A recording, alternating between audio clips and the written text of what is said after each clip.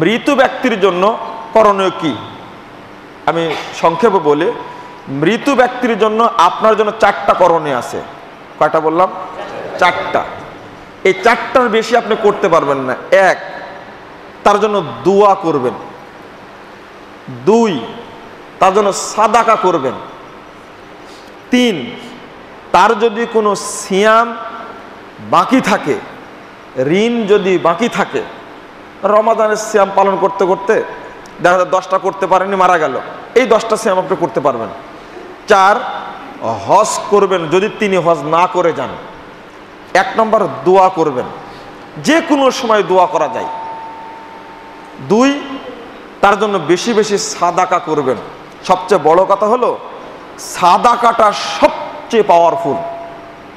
সাদাকা এতই পাওয়ারফুল যা কল্পনা করা যায় না।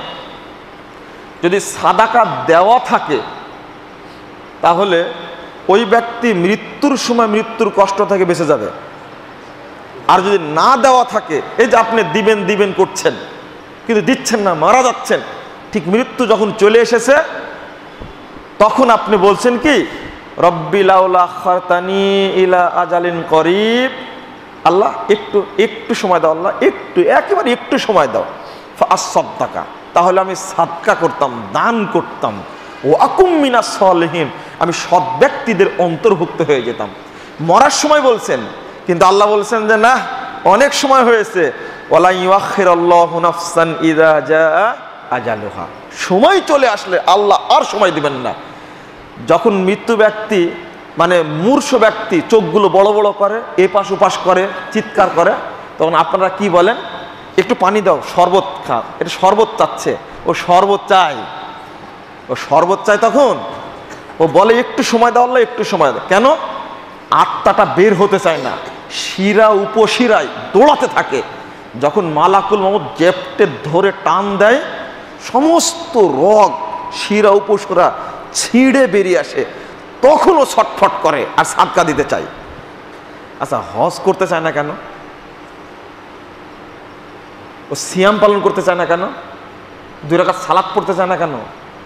সালাত পড়তে সময় লাগে, ওযু করার পরে রুকু সেজদা করতে হবে, সময় লাগে।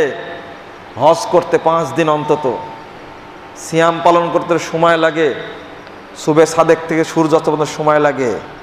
এই টাইম সে পাবে না, সাদকা করতে চায়। 2 সেকেন্ড সময় হলেই বলা যায়, আব্দুল্লাহ ওই জমিটা মসজিদে দিয়ে দিও। কয় সেকেন্ড লাগলো বলেন তো দেখি? এই সাদাকা দিতে চাই, মরার আগে দিতে চায় না। আজ দিব, কাল দিব, পরশুদিন দিব, নিতে আসলে তো ধমক দেয়, তাড়া দিলে এই কাজ করে। যখন জেপটে ধরে তখন সাদকা দিতে চায়। আর যদি সাদকা থাকে দেওয়া কারো, যদি সাদাকা দান করা যদি থাকে, তখন উল্টা সম্পূর্ণটাই। আল্লাহর পক্ষ থেকে মালাকুল মাউত বলেন, ইয়া আইয়াতুহান নাফসুল মুতমাইন্না, হে প্রশান্ত আত্মা, ইরজি ইলা রব্বিক, তুমি তোমার রবের দিকে ফিরে যাও, রাদিয়াতাম মারদিয়া, তুমি আল্লাহর প্রতি সন্তুষ্ট, আল্লাহও তোমার প্রতি সন্তুষ্ট। ফাদখুলি ফি ইবাদি ওয়াদখুলি জান্নাতি, তুমি আমার নেক বান্দাদের অন্তর্ভুক্ত হয়ে যাও এবং তুমি আমার জান্নাতে প্রবেশ করো। মরার আগেই ওই ব্যক্তি জান্নাতের সুসংবাদ পেয়ে যায়, আলহামদুলিল্লাহ। কিন্তু মরার আগে সাদাকা দিবে না। ও সাদাকা হলো পাওয়ারফুল জিনিস। এই তো মৃত্যুর সময় পাওয়ার দেখলেন সাদাকার, ঠিক কবরেও পাওয়ারফুল। কবরে আগুন জ্বলছে দাউ দাউ করে, আল্লাহ রাসূল বলছেন সহিহ ইবনে হিব্বান তাবরানী কাবির 788 নম্বর হাদিস, আল্লাহ রাসূল বলছেন, ইন্না সাদাকাতা লা তুতফিউ লিসাহিবি হাররাল কুবুর, সাদাকা দেওয়া মাত্রই জাহান্নামের আগুন ধপ করে নিভে যাবে। সঙ্গে সঙ্গে ফু দিলে বাতি যেমন নিভে যায়, সাদাকা দিলে তেমনি নিভে যায় একেবারে। আপনি যতই পাপ করেন না কেন, কত পাপ করেছেন, 614 নম্বর হাদিস তিরমিজি। কেন বললাম সাদাকা সবচেয়ে পাওয়ারফুল?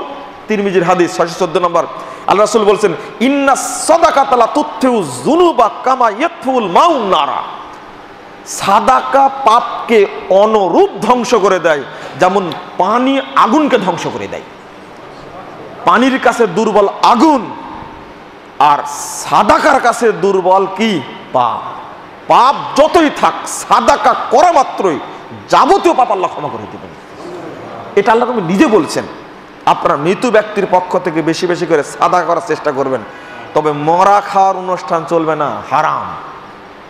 যারা খাওয়ায় তারা এটা হারাম কাজ করে, আর যারা খায়, আচ্ছা মৃত্যু ব্যক্তির নামে দেওয়া হয়, এটা হলো সাদাকা, আপনি খেতে পারবেন না, সেটা আপনার ইবাদত কবুল হবে? তাহলে যারা খাওয়াচ্ছে তারা পাপ কাজ করছে।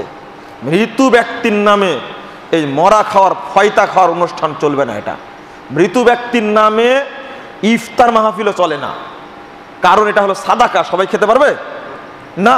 আপনি 50 জন ফকির বাড়িতে দাওয়াত দেন, 50 জন ফকিরকে দাওয়াত দেন, দরিদ্র গ্রামের দরিদ্র লোক আসে না, দাওয়াত দেন, তবে ওই খাবার আপনি খেতে পারবেন না। দাওয়াত দিয়া কুরমা, পোলুয়া, গরু, খাসি, মুরগি যা আছে, দই, মিষ্টি, আরো কি জর্দা টর্দা রান্না করে একবার ভর্তি করে খাওয়া দেন আপনি 50 জন 100 জন দরিদ্র মানুষকে, তবে এক পিস গোশত আপনি ওখানে খেতে পারবেন না। কারণ কি? এটা কি? সাদাকা। আপনার মায়ের নামে, বাপের নামে, স্ত্রীর নামে, স্বামীর নামে আপনি করেন, কোনো আপত্তি নেই। তবে আমভাবে খাওয়ানোর অনুষ্ঠানটা কি? চলবে না। এটা যেটা চলছে বর্তমানে। আর একটা কি বললাম, যদি সিয়াম বাকি থাকে ওইটা নিজের ভাই বোনরা ভাগ করে নিয়ে সিয়াম পালন করবেন, অথবা ঋণ থাকলে ঋণ দিয়ে দিবেন। 4 নম্বরটা বললাম কি যেন বললাম, 4 নম্বরটা হজ। যদি লোকটা হজ না করে যায়, জীবনে কোনো সময় আপনার হজ্জের সুযোগ হয়েছে, আপনারটা করে আপনার বাপেরটাও করেন। আব্বা হজ করেনি, আমি বাপের হজটা করে দিই। এই 4টা আমল ছাড়া আর কোনো আমল মৃত্যু ব্যক্তির জন্য নাই। আর 2টা যেটা আছে সেটা আপনার জন্য না। তিনি যেটা করে গেছেন সেটা কি? এলেম একটা। তিনি যে এলেম শিক্ষা দিয়েছেন তিনি পাবেন, তার কাজ তিনি করে গেছেন, এটা আপনার কাজ না। আর একটা কি? সাদাকা জারিয়া। তিনি যেটা করে গেছেন তার তো সেটা পাবেন, এটা ওটা আপনার কি দায়িত্ব? আপনার বাপ যেটা মসজিদে দিয়ে গেছে অন্য কিটা আপনি পাবেনই, এখন ওই দায়িত্ব আপনার নাই। আমি ওই 2টা বললাম না। আমার আপনার করণীয় কয়টা? 4টা। এই 4টা বিষয় আপনারা করার চেষ্টা করবেন। তবে দানের ক্ষেত্রে খেয়াল রাখবেন অবশ্যই, যেন কোনো শিরিকের বেদাতের আস্তানায় দান যেন না যায়। নেকির চেয়ে পাপটা বেশি হবে তখন। কারণ আমরা বুঝি, আপনারা তো বুঝেন না। একটা বেদাতকে উৎখাত করতে হলে আপনার 10 টাকায় যদি একটা বেদাত চালু হয়, তাহলে ওই বেদাত উৎখাত করতে 10 লক্ষ টাকা খরচ হবে, তাও সম্ভব না। 10 কোটি টাকা খরচ হলে সম্ভব না। এই জন্য বেদাতি শিরিকের আস্তানায় কোনো দান করবেন না আপনারা। আর একটা কথা সাথে সাথে বলে দিই, দুর্ভাগ্য আমাদের যে আমরা দাওয়াতি কাজের ব্যাপারে খুব অলস, যেটা আগেই বললাম। হ্যাঁ, মাদ্রাসা, মসজিদ এইগুলো আপনারা করবেনই, দাওয়াত পৌঁছাবে কোথায়? কে? সে চিটাগাং, সিলেটে দাওয়াত পৌঁছাবে কে? বরিশালে দাওয়াত পৌঁছাবে কে? এই দায়িত্ব কি আপনাদের না?